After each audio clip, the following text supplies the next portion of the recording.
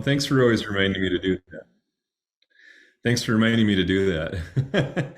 Hi, You got it. everybody. I'm Andy. I'm Andy Harwood from the Vaz+Harwood team. I co-own the Vaz+Harwood team at Keller Williams Premier Realty, along with Cheryline Vaz. She's on here, two windows below me. I don't know how it looks on your end. Cheryline, do you want to say hi or wave? So, so thank you all for coming. Welcome. We are doing this series of courses. We've designed our own little Vaz+Harwood Academy series of classes, and we decided to do a series of these that are 30-minute crash courses because, sometimes it's hard to commit an hour to something or drive out and do something at the brokerage. So we just want to make it easy and have a few things that we can do in 30 minutes or so. And some of these topics are just perfect for that amount of time. So, oh, hello, hi, um, good to see you. So I think this is one of them that we can Yes, sir. do easily within half an hour. If you do want this deck, this QR code is good, right, Nora? Mm-hmm. Otherwise, if we have your email, we'll just send a follow-up with the deck and anyway, so you don't even need to worry about that or do anything. This is the power of Nora. She's got all this figured out. Nora, actually, do you want to introduce yourself real quick? Hi, I'm Nora Harry. I'm the director of operations for the Vaz+Harwood team. So I keep Andy and Cheryline cruising on full steam ahead. So if you missed it at the beginning, if you pre-signed up, we got your email. If you didn't pre-sign up and you just hopped on and you want the deck and afterwards and or the recording, put your email in the chat and I'll make sure we get it to you. Sounds good. Thank you, Nora. Yeah. Okay, I want to kick this off by just giving a little piece of credit. I got the idea and the content of this from this book called Too Nice for Sales by Barry Jenkins. Barry is one of the kind of the leading realtors at YLOPO. It's an online marketing platform, and I'm not trying to push that or plug it or anything. I just I don't know if Barry came up with all of this himself or if it's just kind of out there too, but I got these ideas so much out of his book that I just wanted to say that it's like a 150-page book. It's just a little thing, and I think it's just a little golden, lots of little golden things in there. So I'm going to start this off with a little bit of a joke.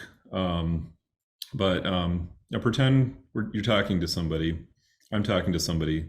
Hi, I'm Andy.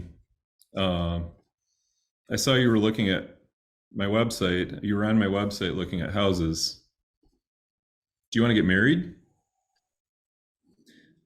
I'm using exaggeration here, but a big problem we have as agents is that we jump the gun and we say the wrong things at the wrong time to buyers because, and we'll get into more of the details of this in just a little bit, but we mainly know how to talk to buyers when they're ready to transact, when they're ready to get married, so to speak, and we're going to sign a contract and all that kind of thing. That is so much of our training, and it's just natural. We're used to talking to those type of buyers.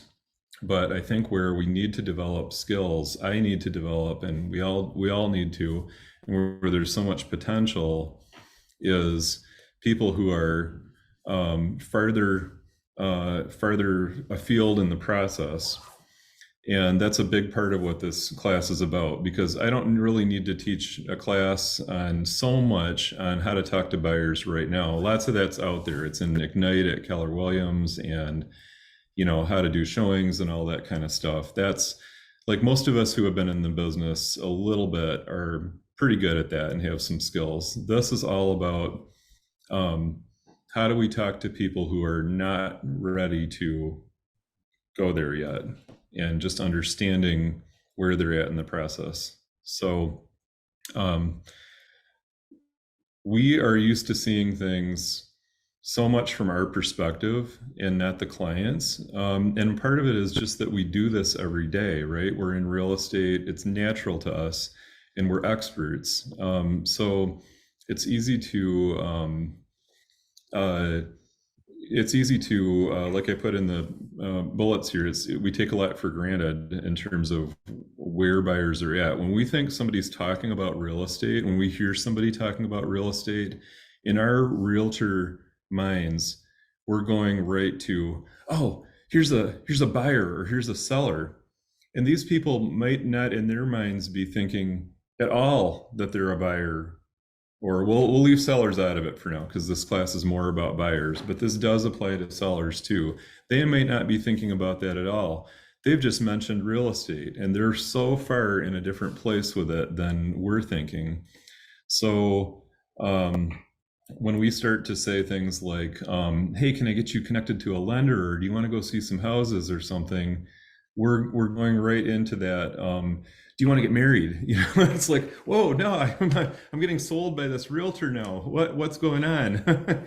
You know, I was just looking at a house on the website. Now all of a sudden, this person is coming at me. So, so my big overarching point here is we need to take a step back from our realtor world, and we need to start thinking about what are these people thinking about. Think about when you weren't in real estate and maybe you were looking at houses and you were engaging with someone's IDX site, or looking at stuff on Zillow or whatever. What was your psychology like? If we can get into our buyers' shoes and understand what they're thinking, what their psychology is right now at a few different stages in this process, we're going to be better at our jobs. We're going to help them better, and we're going to make more money because we're going to have more customers. Again, saying the wrong things to buyers at the wrong time. Something that I've noticed since getting into the business is that a lot of realtors don't necessarily want to talk to people who are farther down the pipeline and farther from being ready to transact. And I've seen this with mortgage people too, who, and I guess to some extent it's natural when you're busy, you only have so many appointments and whatever. I guess it'd be great to be that busy that you don't have to worry about it. But then I think you can hire people or find some way to do it. Because I think it's too bad when there are too many realtors who don't want to necessarily talk to people who aren't like, oh, you're not ready to buy right now. Well, then, we don't have anything to talk about. It's so not true. And I think it's a mistake because that's where so many leads are. And so many people are at, way more people than are ready to transact. And there must be an enormous cost to that. If we don't know how to talk to people at different stages in their psychology in terms of home buying, we're leaving out an enormous quantity of people. And this is something, by the way, I don't have a slide in here for, but I actually should have put one in. I should add one. The big portals and a lot of the big marketing platforms, the Zillows of the world, suck at that. This is where we can shine because there isn't necessarily a big technology solution to talk to people and nurture people who are just starting to think about the home journey. This is where the home buying journey. So this is where we can really shine in our careers and where there's enormous potential. And I think, people like Barry Jenkins think we can absolutely outperform and outshine the big mega things out there in real estate. So I think take this seriously in terms of just the potential for business and doing the right thing by helping more people. So where are buyers at in their journey? Everyone is on a journey and they're at a different place in it. Nobody gets up in the morning and just says, today I'm going to buy a house. People just don't do that. They are more likely at some other phase of it. I'm going to introduce this concept of the funnel, and we talk about the funnel. lots of us in Keller Williams, maybe other companies have heard of this, and it's something that's out there in all kinds of sales related things. But I think it's a very it's a really accurate concept. So if you think of your sales pipeline, your lead pipeline as a funnel, everyone in the world, right, is out there outside of it, and so that's like everyone. Some people come into your funnel through marketing, through maybe referrals, through whatever you do, however they enter your world and get onto your website or get your name or look at your information or see a Vaz+Harwood team magnet on someone's fridge and say, hey, that mango lassi recipe looks good. By the way, what's that real estate team? They came into our funnel and they're at the top. And everyone has a little bit different of a timeline. The people who get through this funnel, it might take some years, it might take some weeks, right? But a lot of people are in the top of the funnel. I've seen different diagrams where there's like a lot of little dots representing people, but there are more people in the top of the funnel. And they've come in, they might do business with us, they might not, they might be serious, they might not, they might rent for the rest of their lives. We don't know, but they've come into our world. And then if we're doing our jobs right, we are reaching out to people through email marketing or doing our 36 touch, or they get on our monthly newsletter or whatever you do in your marketing system, and we reach out to them and we nurture them. And then there are going to be fewer people who are staying in our world and they're continuing to get nurtured. And then we nurture them, we answer their questions, whatever. And then there are fewer of those, right? And we get down to the people who are close to being ready to transact. And when they're ready to transact, pretty much they're ready to sign buyer up and they're ready to become a customer, right? We got them through the funnel. They're a customer now. So where are different people on the funnel? This is kind of the big point of it here. So in this book, he outlines 4 types of people. And when this hit me, I was like, oh my God, I am crystal clear. I've completely got it now. The people at the top of the funnel, a lot of them are dreamers. And so what is a dreamer? And feel free to put in chat if anyone has any. I should have said that too.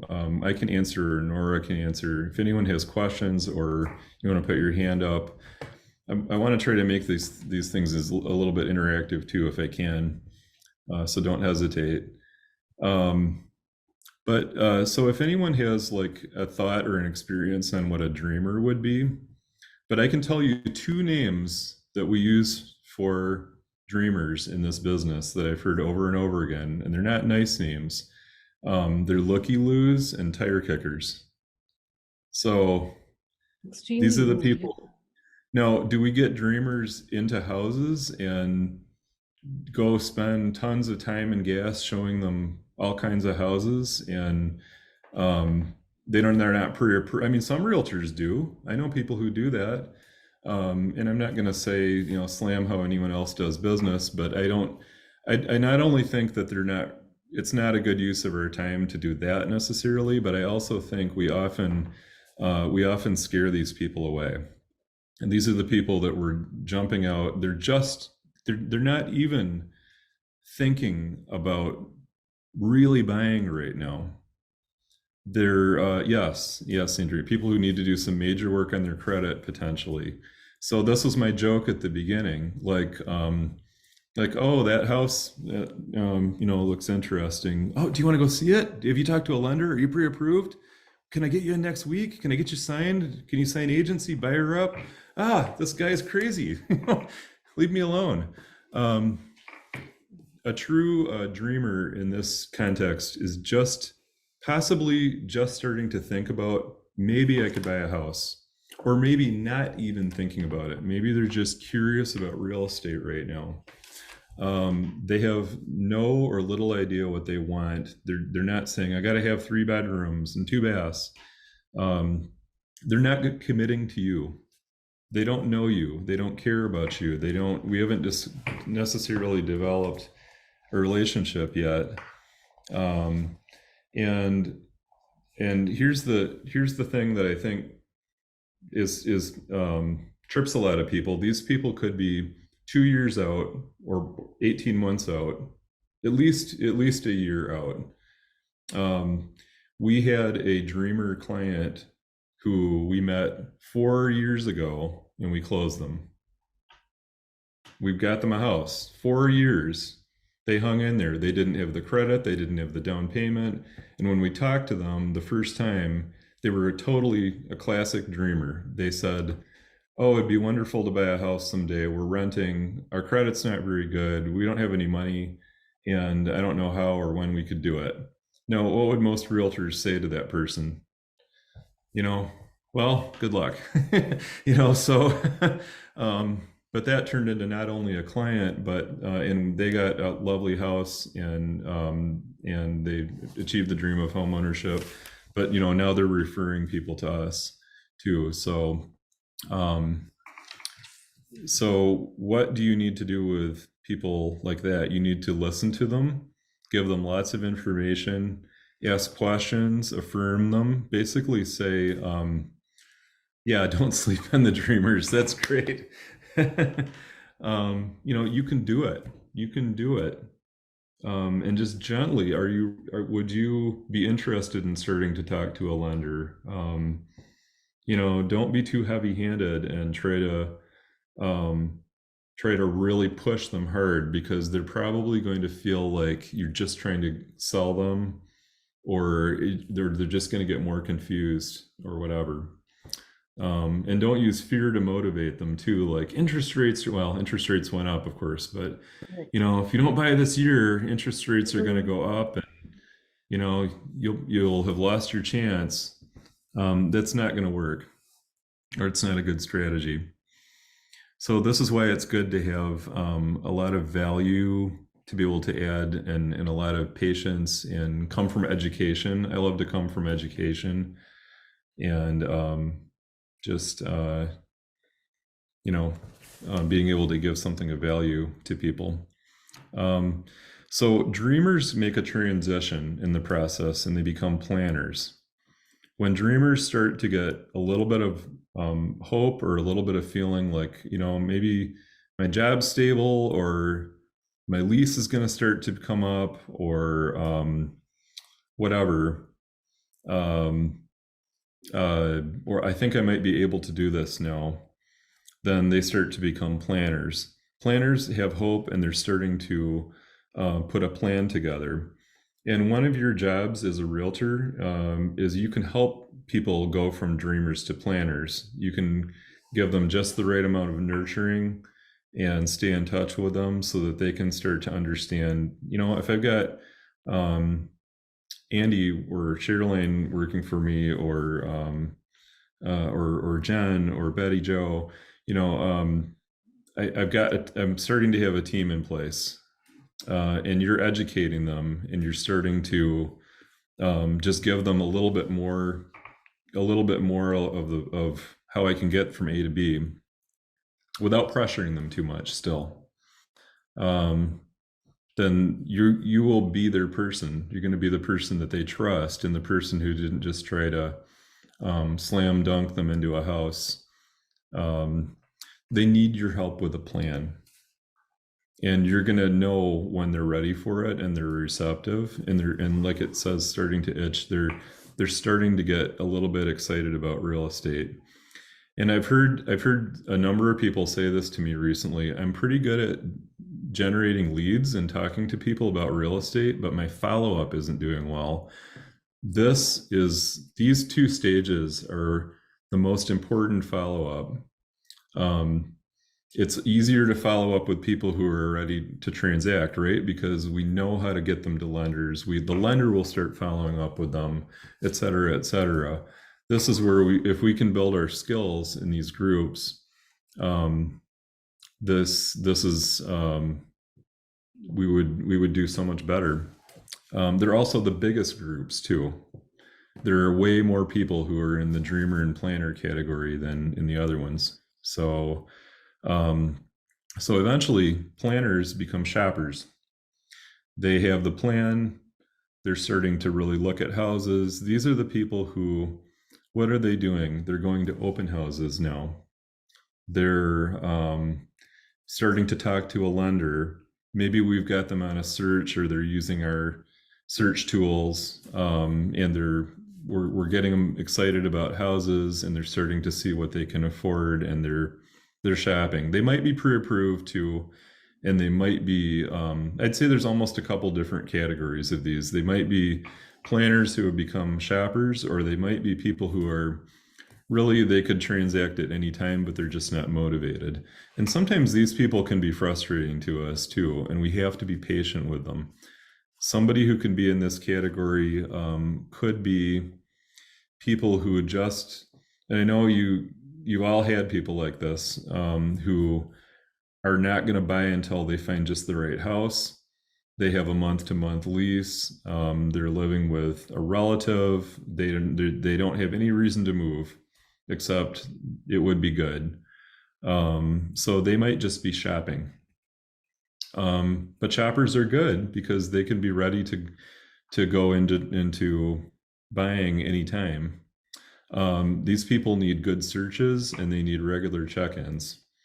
And there's a high danger of losing them. We've lost a lot of shoppers ourselves just because if they're erratic and they shop for a little bit and then they disappear for a while and they don't respond to you, and then they shop for a little bit, sometimes they can fall through the cracks, right? So if I'm sounding like a broken record, it's all in the lead follow-up. It's all in the follow-up. And there's more follow-up that you need to do, in a way, like higher up the funnel, or more skilled follow-up, to make sure that we don't lose them. Because the higher they are up the funnel, the less they know us and trust us yet too. We're building that up over time. So finally, here's our favorite people. And this is all we really want in real estate, is the transactors. And this is most of what we're trained in how to do. It's what we're good at. They're ready to go. They're either pre-approved, or they're talking to our favorite lender, and their pre-approval's right around the corner. Maybe they just have to do that car payment or something, and they're good to go. They're motivated. They want to buy now to 3 months from now. And that's great, but how many of those people are there? And I always say find the motivated. Obviously, we're always looking for these people. That's good business, and it makes complete sense. But if all we're willing to do is talk to the people who are ready to transact, we're leaving out, or we're messing up on our follow-up with most of the other people out there. So I don't have to talk to you a lot about these people, but they're challenging because they need showings now. These are the people who want things fast from you. They want CMAs like comps on houses. They want to get in and see showings. They want tweaks to their searches. We might be making an offer, and they need lots of communication and fast action. Sometimes planners will skip the shopper step and they'll go right to transactor. I've had people I thought were, they're planning, they're working on it, they're getting there, and then all of a sudden, they're just ready to go. They call us up and we saw a house, we're ready to buy. Cool. They skipped it altogether. So I'm gonna just show you in a couple minutes here how we apply this in our CRM too, because we translate this right into, we use Follow-Up Boss, and there's a feature in Follow-Up Boss that lets us blur customer information, so we're not sharing customer details. But if you can see, like here, we keep this these two pipelines up at the top left. We keep an ABC pipeline, and we keep a D pipeline. We could combine them, but I wanted to make the point here too that our ABC has 21 people on it and our D has 119. So there's 100, almost 120 transactions for us in that D pipeline if we can just stay in good touch with these people. And if you use a good CRM like Follow Up Bus or Command, it'll show you this last activity, when people visited your website, and kind of like when they're interacting with real estate.